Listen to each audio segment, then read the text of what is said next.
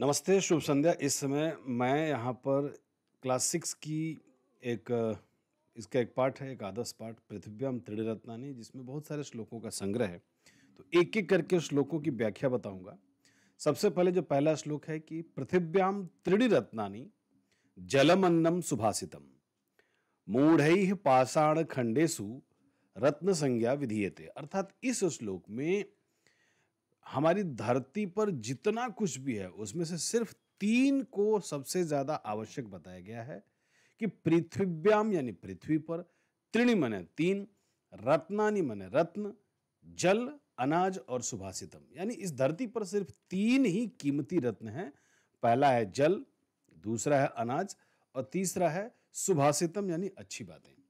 लेकिन मूढ़ ही अर्थात मूर्ख लोगों के द्वारा, लेकिन संस्कृत में इसे हम अल्पज्ञ या कम जानने वाले लोगों के द्वारा, पाषाण माने पत्थर, खंडेशु माने टुकड़ों में, यानी कम जानने वालों के लोगों के द्वारा पत्थर के टुकड़ों में रत्न की संज्ञा मान ली जाती है। अर्थात मूर्ख लोगों के द्वारा पत्थर के टुकड़ों को ही रत्न की संज्ञा दी जाती है या कही जाती है।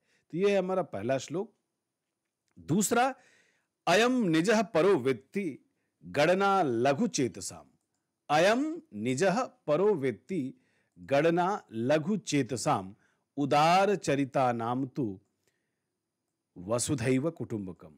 यानी अयम निजः, अयम मने यह, निजः मने मेरा, पर मने दूसरे का, वेत्ति मने जानता है। अर्थात जो व्यक्ति यह तेरा है यानी यह मेरा है और यह तेरा है, इस तरह की गणना लघु यानी छोटी बुद्धि के लोग, छोटे हृदय के लोग या तुच्छ स्वभाव के लोग किया करते हैं। जबकि दूसरी तरफ उदार चरिता नाम तु यानी उदार यानी दयालु महापुरुष लोगों की बातें की गई है कि जो लोग दयालु स्वभाव के व्यक्ति हैं उनके लिए तो वसुधा एव कुटुंबकम यानी संपूर्ण धरती ही परिवार के समान है। तो प्रस्तुत श्लोक में पूरी धरती को एक परिवार के जैसे बताया गया है, लेकिन ये बातें सिर्फ उदार और दयालु स्वभाव के व्यक्तियों पर लागू होती है, जबकि सामान्य व्यक्ति पूरा जीवन यह तेरा है और यह मेरा है इसी में लगा रहता है। अगला श्लोक, उद्यमेन ही सिद्ध्यंति। उद्यमेन ही सिद्ध्यंति यानी उद्यम से ही, उद्यमेन तृतीय एकवचन, सिद्ध्यंति सिद्ध होते हैं। क्या? कार्याणि कार्य, न मनोरथ ही। केवल मनोरथ यानी मन में इच्छा रखने से कोई कार्य सिद्ध यानी पूरा नहीं होता है। कैसे? तो न ही सुप्तस्य सिंहस्य, न ही सुप्तस्य सिंहस्य, सोए हुए शेर के मुख में मृगाह न प्रविशन्ति। अर्थात कभी भी ऐसा नहीं होता है कि सोए हुए शेर के मुंह में स्वयं शिकार बनने के लिए शेर आए और प्रवेश कर जाए। अर्थात आपको स्वयं प्रयत्न करना पड़ता है, एफर्ट डालना पड़ता है और इसी प्रयत्न के कारण हर कार्य की सिद्धि होती है। तो ये रहा तीसरा श्लोक। चौथा श्लोक देखिए कि अभिवादनशीलस्य नित्यं वर्धोपसेविनः चत्वारि तस्य वर्धन्ते आयुर्विद्या यशो बलम। कह रहे व्यक्ति को अभिवादनशील होना चाहिए। अभिवादनशील अर्थात उसे विनम्र होना चाहिए, दूसरों का अभिवादन करना चाहिए। लेकिन ये कौन है दूसरे? तो वृद्ध। यहां पर वृद्ध का मतलब ज्ञान वृद्ध से है, यानी ऐसा व्यक्ति जो अपने से बड़ों का नित्यम प्रतिदिन उपसेविनः किस तरह की सेवा करता है? तो अभिवादनशील होता है और उनकी सेवा करता है। ऐसे लोगों का चत्वारि तस्य वर्धन्ते, तस्य कस्य, तो ऐसे लोग जो अभिवादनशील हैं उनके 4 गुण बढ़ते रहते हैं। और वो 4 गुण कौन कौन से हैं? तो आयु, विद्या, आयु माने एज, विद्या ज्ञान, यश यानी प्रसिद्धि, बल यानी शारीरिक ताकत। यहां पर बल का तात्पर्य शारीरिक और मानसिक दोनों से है। तो ये रहा हमारा तीसरा श्लोक। इस श्लोक में व्यक्ति को अभिवादनशील होना चाहिए ऐसा बताया गया है। उद्यमः साहसम धैर्यम बुद्धि शक्ति पराक्रमः षडेते यत्र वर्तन्ते तत्र देवः सहाय कृतः, God help who help themselves, ये बातें कही गई है शास्त्रों में। कहा कि उद्यम यानी मेहनत, साहस हिम्मत, धैर्य, धैर्य को आप जानते हैं पेशेंस, बुद्धि, शक्ति और पराक्रम वीरता, ये जो 6 हैं, कह रहा है कि षड एते यत्र वर्तन्ते, यत्र एते षड वर्तन्ते, यानी ये जो 6 हैं वो जहां भी निवास करते हैं, वर्तन्ते रहते हैं, तत्र देवः सहाय कृत, वहां देवता स्वयं जो है सहायता कर देता है, मदद कर देता है।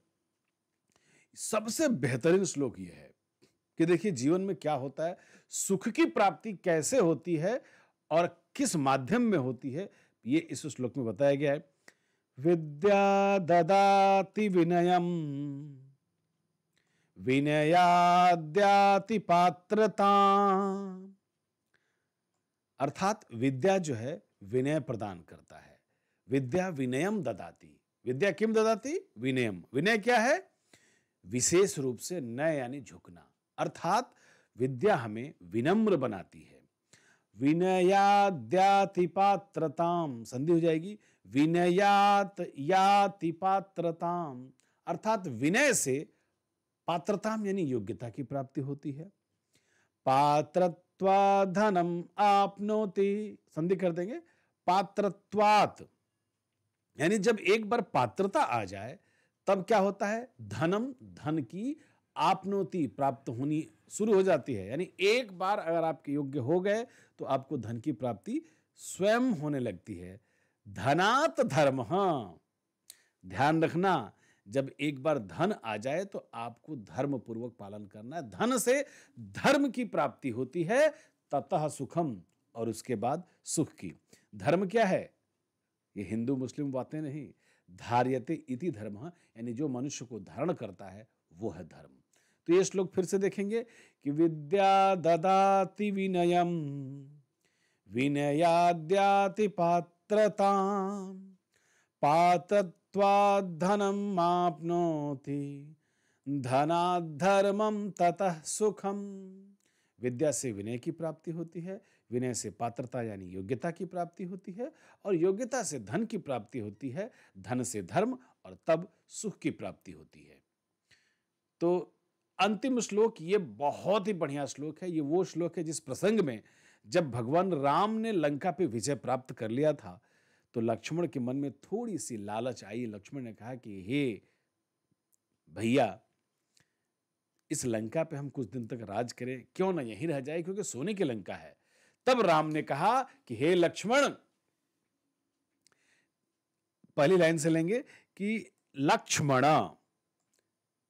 हे लक्ष्मण, स्वर्गमयी लंका, और अपी लगा देंगे कि अपी स्वर्णमयी लंका, यानी हे लक्ष्मण, माना कि लंका सोने की है, नमे रोचते, लेकिन ये मुझे बिल्कुल अच्छा नहीं लगता है। क्यों अच्छा नहीं लगता, उसके तर्क दिया कि जननी जन्म भूमिश्च स्वर्गादपि गरीयसी, जननी यानी माता, और जन्मभूमि मदरलैंड, जहां पे आप जन्म लेते हो। कर मां और जन्म धरती ये दोनों भी स्वर्गात अपि, स्वर्ग से भी बढ़ करके, गरीयसी श्रेष्ठ हैं। अर्थात इस श्लोक में मां और जन्मभूमि की महत्व को बताया गया है। और प्यारे बच्चों, जब भी ऐसे श्लोकों की व्याख्या आप करना तो इसमें दे देना कि प्रस्तुत श्लोक हमारी पठित पाठ्यपुस्तक दीपकम के एकादश पाठ से लिया गया है, और जिस पाठ का नाम है पृथिव्याम त्रीणि रत्नानि। धन्यवाद। श्री राधे।